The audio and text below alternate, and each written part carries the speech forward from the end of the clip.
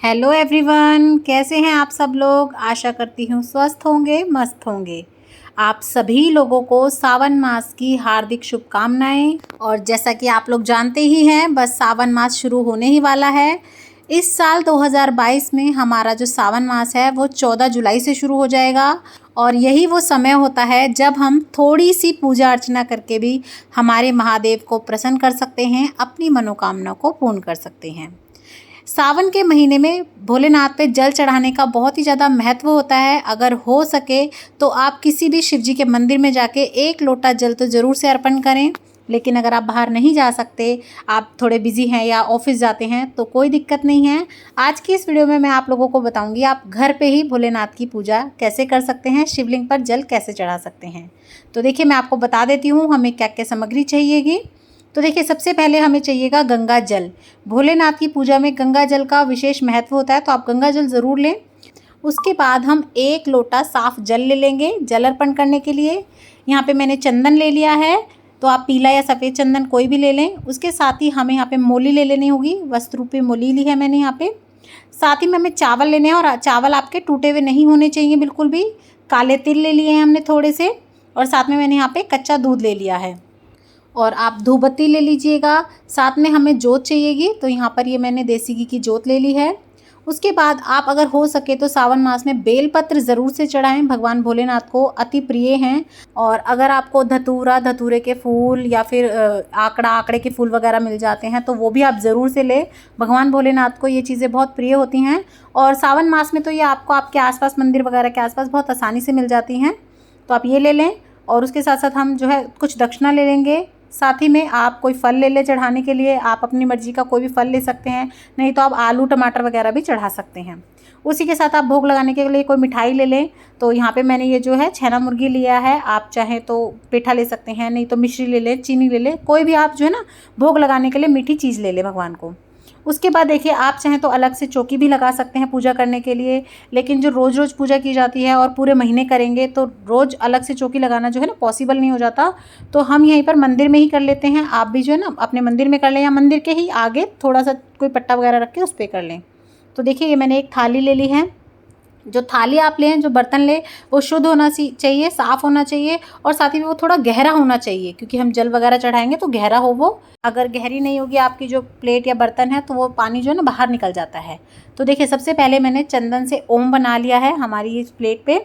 उसके बाद आप एक बेलपत्र रख दें और उसके ऊपर आप अपने शिवलिंग को जो है विराजमान करवाएं। अगर आपको बेलपत्र नहीं मिल पाते तो कोई बात नहीं, आप खाली चंदन से जो है स्वास्तिक बना लें या ओम बना लें, और उस पर भी अपने भोले शंकर को आप विराजमान कर सकते हैं। उसके बाद देखिए, हम एक लोटा जल ले लेंगे, और इस जल में मैंने गंगा जल मिला लिया है। तो सबसे पहले हम भोलेनाथ को इस तरीके से स्नान कराएंगे।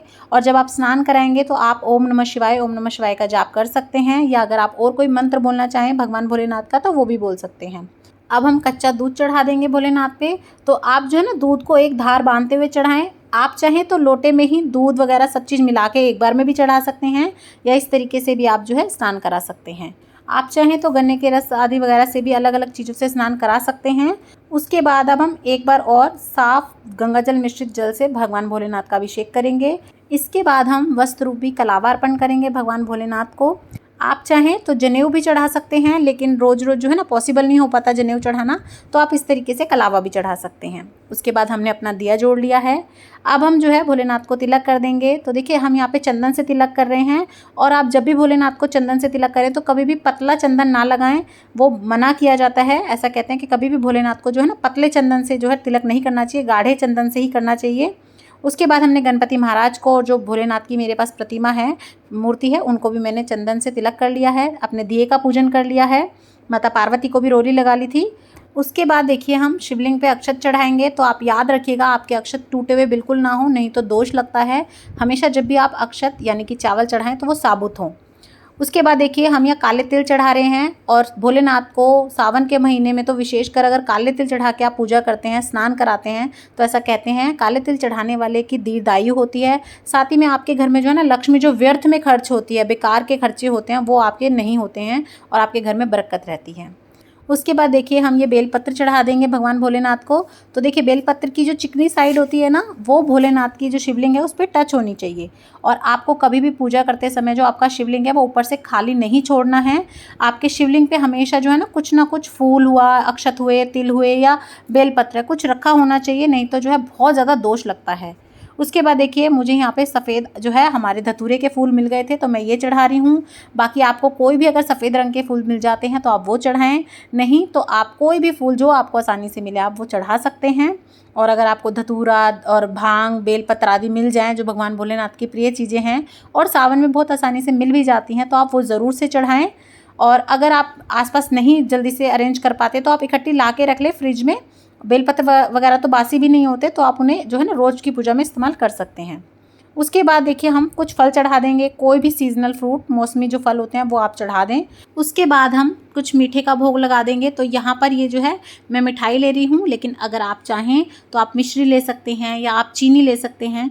आप किसी भी मीठी चीज़ का जो है भगवान को भोग लगा दें, सभी भगवानों को। उसके बाद देखिए हम धूप दीप दिखाते हुए भगवान की आरती कर लेंगे। आप गणपति भगवान की कर लें पहले, फिर आप शिव जी की कर लें। तो इस तरह से जो है आप पूजा कर सकते हैं। यहीं पर बैठ के आप शिव जी की कोई भी कथा ज़रूर पढ़ लें हो सके तो, नहीं तो आप शिव चालीसा पढ़ सकते हैं। और अगर आपके पास समय नहीं है तो कोई बात नहीं, लेकिन अगर आप पे समय है तो आप शिव पुराण का पाठ भी पढ़ सकते हैं। और कुछ भी नहीं तो आप ओम नमः शिवाय का जाप करते रहें जब आप पूजा करें तब भी और दिन भर भी। उसके बाद देखिए आप कुछ दक्षिणा ज़रूर चढ़ा दें, ताकि अगर हमसे कोई त्रुटि हो गई हो या कमी रह गई हो तो वो पूर्ण हो जाए। और उसके बाद हम माता से सुहाग लेंगे। तो इस तरीके से आप माता पार्वती की मांग में से सिंदूर लेके अपनी मांग ज़रूर भरें, इससे जो है ना सुहाग भाग अटल रहता है। उसके बाद आप हाथ जोड़ के क्षमा याचना कर लें कि पूजा में अगर हमसे कोई भी भूल हो गई हो तो भगवान हमें माफ़ कर दे। तो इसी प्रकार से आप अपने सावन मास के रोज़ की पूजा कर सकते हैं। और ये जो फल वगैरह हैं ये आप अपने घर में सभी को प्रसाद रूप में बांट सकते हैं, सब खा सकते हैं इसे। और आप जो है ये दिया शांत होने के बाद ये जो हमने फूल वगैरह चढ़ाए हैं, ये जो जल है, इन सबको जो है विसर्जित कर दीजिएगा। पर आप ध्यान रखिएगा तुलसा जी के गमले में इन्हें विसर्जन नहीं किया जाता। आप उसके अलावा किसी भी अच्छे पौधे में, कहीं भी कच्ची मिट्टी वगैरह में इनका विसर्जन कर सकते हैं। तो इस प्रकार से आप जो है सावन में भगवान शिव की पूजा बहुत सरल तरीके से कर सकते हैं। इसी प्रकार से आप पार्थिव शिवलिंग की भी पूजा कर सकते हैं मिट्टी से बना के। तो इसी तरह से सावन से रिलेटेड और भी वीडियोस आपको मेरे चैनल पे मिल जाएंगी। मैं सभी का डिस्क्रिप्शन बॉक्स में लिंक डाल दूंगी, एक प्लेलिस्ट बना के आप ज़रूर देखिएगा। और अगर वीडियो पसंद आए, चैनल अच्छा लगे तो लाइक, शेयर और सब्सक्राइब करना बिल्कुल ना भूलें। Thanks for watching. ओम नमः शिवाय।